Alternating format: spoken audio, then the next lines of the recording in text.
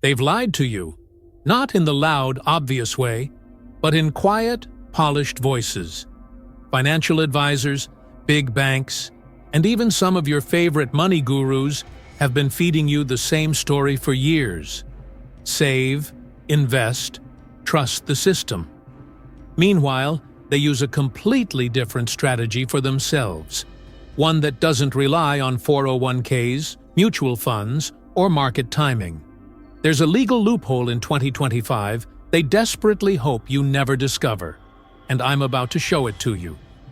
But before we dive in, there's one part of this that most people miss.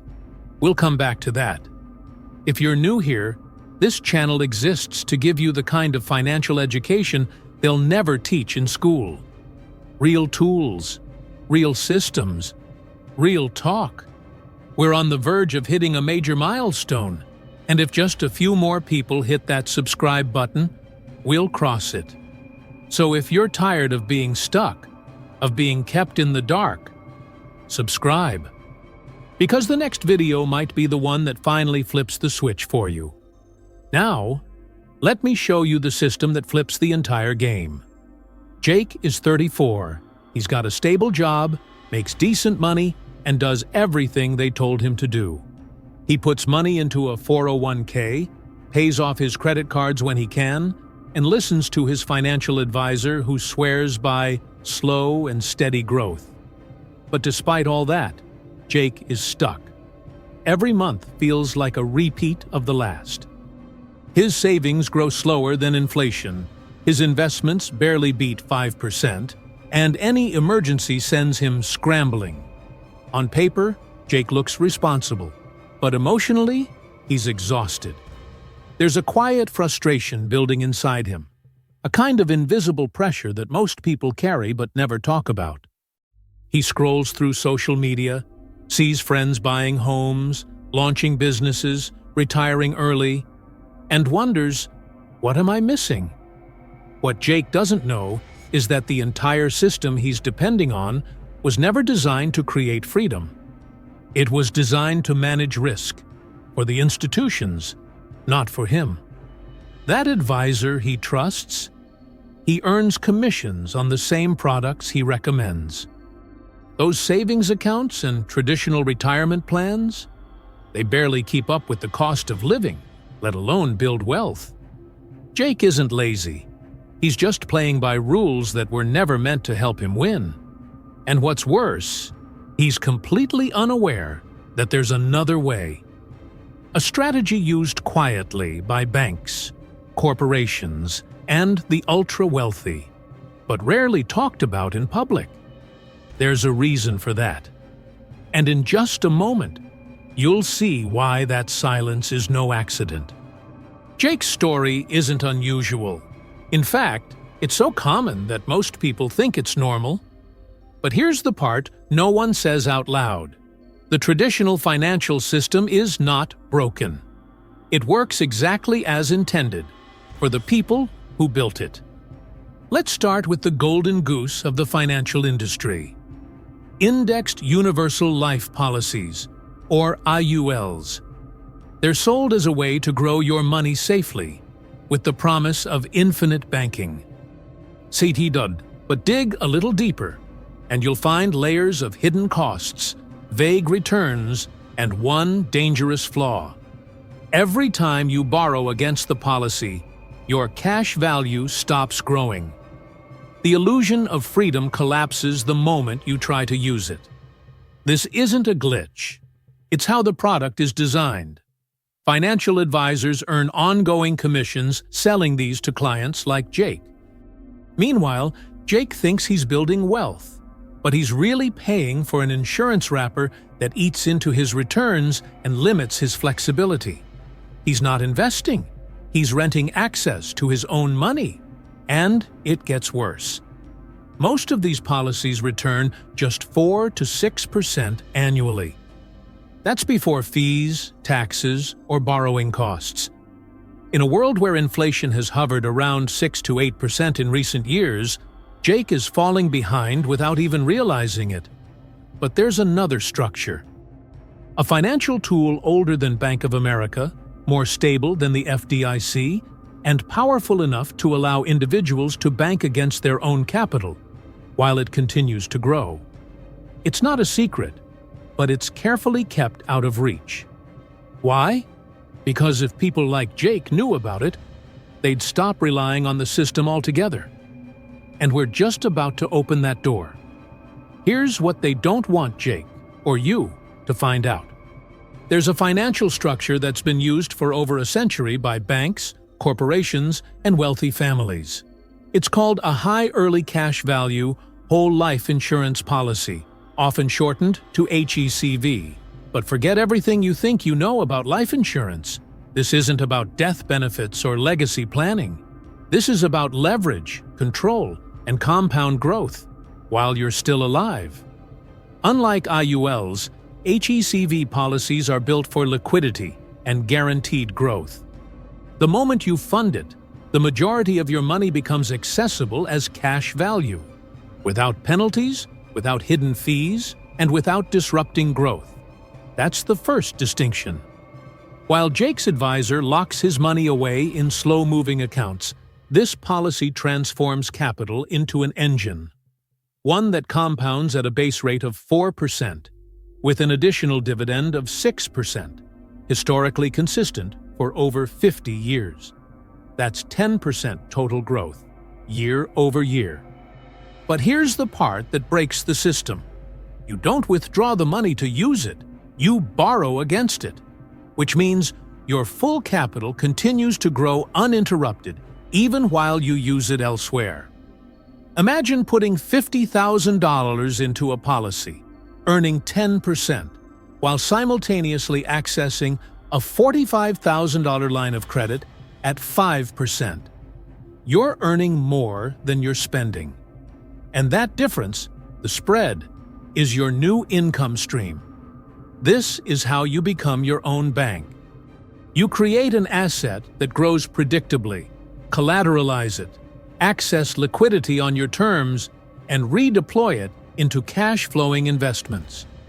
Meanwhile, the original capital continues compounding quietly in the background. It's not fantasy. It's what institutions already do. The difference is, now it's available to individuals who know how to set it up properly. But that setup isn't the end. In fact, it's just the beginning of what makes this strategy almost unfair. Because when you add one more element to it, the math becomes exponential. We'll break that down next. Jake and Marcus both earn around $80,000 a year. They live in similar cities, have similar expenses, and even started with the same amount in savings.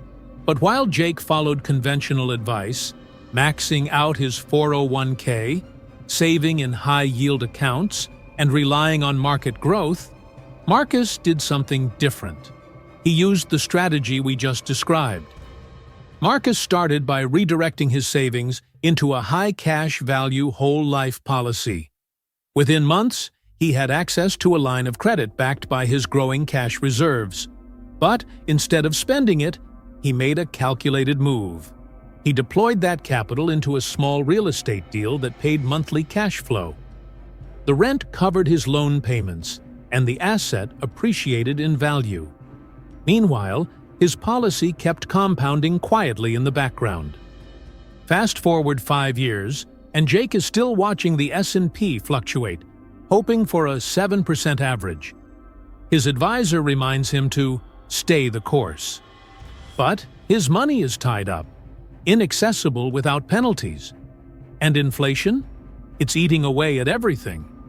Marcus, on the other hand, now controls 3 cash-flowing assets and has cycled his capital through the same policy multiple times. He's earning on both ends, through asset appreciation and uninterrupted policy growth. And because his capital is structured as a loan against his own policy, he pays lower taxes. In fact, his income is largely sheltered through depreciation and tax-advantaged vehicles like oil and real estate funds. The gap between them isn't intelligence or effort. It's strategy. Jake stayed loyal to a system built for slow gains and hidden fees. Marcus exited that system entirely. And what's most uncomfortable to admit, they both started in the exact same place. So what really changed the outcome? It wasn't just the tool, it was what Marcus did with it. And in the next few minutes, we'll break down that difference. Because without that second step, even the best policy is just a savings account in disguise. This is where most people stop short. They hear about the whole life policy, set it up, and wait for the magic to happen. But a financial vehicle is only as powerful as the strategy behind it. Without direction, it's just capital sitting still. Marcus didn't just open a policy, he connected it to a system. The moment his line of credit was approved, he directed that capital into hard assets, specifically energy deals and real estate. These weren't ETFs or REITs, these were tangible assets with monthly cash flow, tax advantages, and defined exit timelines. The oil partnerships he chose, for example, allowed him to write off up to 80% of his initial investment through intangible drilling costs. That's not just strategy. That's legal asymmetry. At the same time, his real estate investments offered depreciation and passive income, creating a layered defense against taxes and inflation. The result?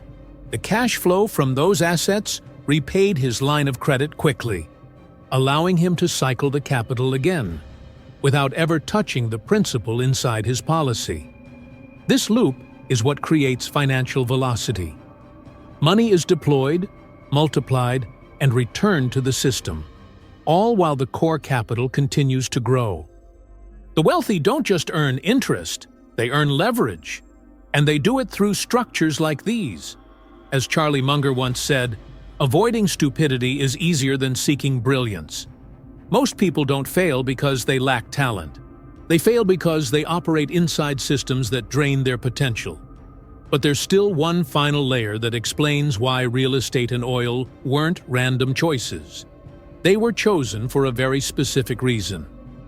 One that directly affects how much tax you'll pay, how fast you'll grow, and how often you can repeat the cycle. And that's what we're unpacking next. Let's strip away the noise.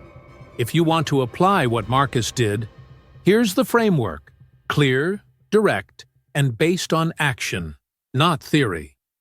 First, stop contributing to systems you don't understand. That includes financial products that hide fees, delay access, or promise average returns with average risk. If you can't explain how something makes money, it probably isn't working for you. It's working for someone else.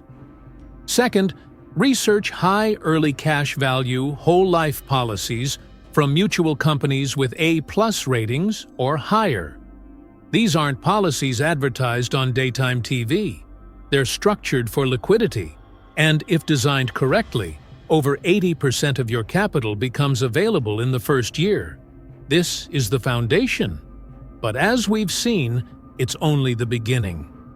Third, connect that policy to a line of credit, ideally with a bank or institution that allows you to borrow against the cash value without interrupting growth. This step transforms your insurance into leverage. It's what separates passive savers from active strategists. Fourth, identify a cash-flowing asset class that fits your time and knowledge level. For some, that's passive real estate funds. For others, it's energy projects with reliable operators.